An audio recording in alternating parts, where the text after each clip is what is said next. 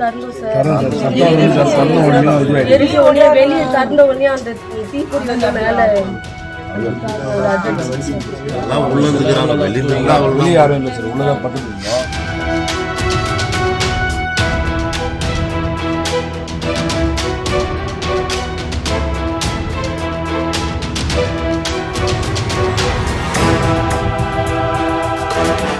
Sir, வந்தவாசியில் தமிழக வெற்றி கழகத்தின் வேட்பாளராக வந்து போட்டிடுறேன்.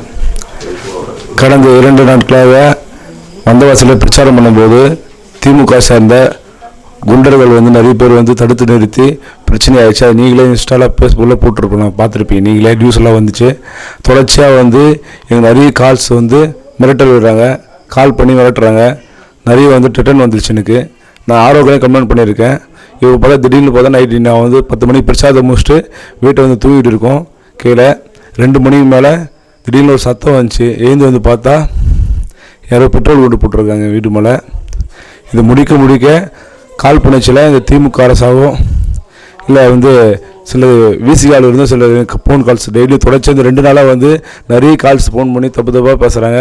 நிறைய ரிட்டர்ன் வந்து நிறைய பிரச்சாரம் பண்ணும்போது நிறைய கால்ஸ் வந்துட்டே இருக்குது. இது வந்து மெயின் முழுக்க இது திமுகவோட சதியாக தான் இருக்கும். இது வந்து எனக்கு 10 மணிக்கு பிரச்சாரம் முடிச்சிட்டோம் சார். பரணமலூர் ஊராட்சியில் பரணமலூர் ஒன்றியத்தில் பிரச்சாரம் 10 மணிக்கு முடிச்சுட்டு வீட்டு வாசலில் 12 ஆயிடுச்சு. சாப்பிட்டு தூங்கிட்டு இருந்தோம். 2 மணிக்கு மேலே ஆள் தெரியாத நபர் வந்து பெட்ரோல் கொண்டு போட்டு போயிருக்காங்க வீட்டு வாசிப்பில். பார்த்தா திடீர்னு எரிஞ்சிருக்கு. வீட்டில் வந்து எல்லாம் வெளியே வந்து பார்த்தா ஒன்றும் தெரியுது, எல்லாம் எரிஞ்சிட்டு இருக்குது. இது முடிக்க அதேமாரி வந்தவாசியினுடைய கரண்ட் சேர்மனுடைய பையன் முந்தினத்து பிரச்சாரம் பண்ண சொல்ல தெளிவாக எங்களுக்கு மிரட்ட விடுறான். 23ஆம் தேதியில் உன் உயிரை எடுக்காமல் நான் விட மாட்டேன் அப்படின்னு சொல்லிட்டு நான் ஆல்ரெடி கம்ப்ளைண்ட் பண்ணியிருக்கேன். இந்த காவல்துறை தெற்கு காவல் நிலையம் வந்தவாசியில் பொய்யான வழக்குகள் வந்து நாங்கள் வீடியோ ஃபுட்டேஜோடு வச்சுருக்கோம். அதை வச்சு நாங்கள் எஃப்ஐஆர் போட சொன்னோம். ஆனால் வந்து அந்த வழக்கு வந்து 2 பேர் மேலே காவல்துறை 2 பேர் மேலே வழக்கு போடுது. பாதிக்கப்படும் நாங்கள் எங்கள் வண்டி பிரச்சார வண்டியை உடைச்சி எங்களை தாக்கி எங்கள் நிர்வாகிகளையும் தாக்கியா அவங்க மேலே ஒரே ஒரு சின்ன அடி கூட கிடையாது. நீங்கள் அந்த வீடியோ கூட ஃபுட்டேஜ் பாருங்கள். வண்டியை விட்டு நான் கீழே இறங்கவே இல்லை. ஆனால் காவல்துறை வந்து அவங்களும் கம்ப்ளைண்ட் கொடுத்தாங்க. அதனால் உங்கள் மேலே நான் எஃப்ஐஆர் போடுறேன் அப்படின்னாங்க. ஆனால் அவன் மிரட்டல் வரான் எனக்கு.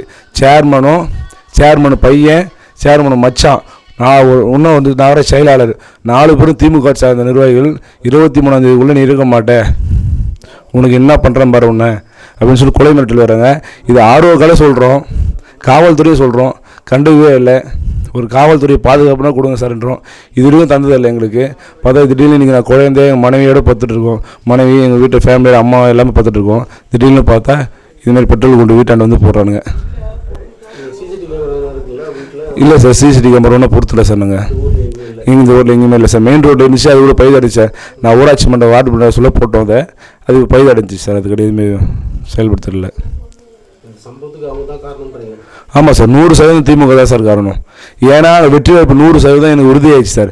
அந்தளவுக்கு மக்கள் ஆதரவு கொடுத்துட்டே இருக்காங்க. ஒவ்வொரு நாளும் ஆதரவு கொடுக்க சொல்ல எங்கள் திமுக தோல்வி பயத்தால் எங்களுக்கு வந்து பிரச்சனை டெய்லியும் ஒவ்வொரு பிரச்சனை டெய்லியும் கொடுத்துருக்காங்க. நேற்று கூட நோட்டீஸ் கொடுக்க போயிறாங்க நிர்வாகி, அவங்களுக்கு கூட மிரட்டல் பண்ணுறாங்க. நான் எங்கெல்லாம் பிரச்சாரத்துக்கு போகணும் அங்கங்கே திமுக நிர்வாகிகள் சேர்ந்து பிரச்சனை கொடுத்துன்னு இருக்காங்க அங்கங்கே.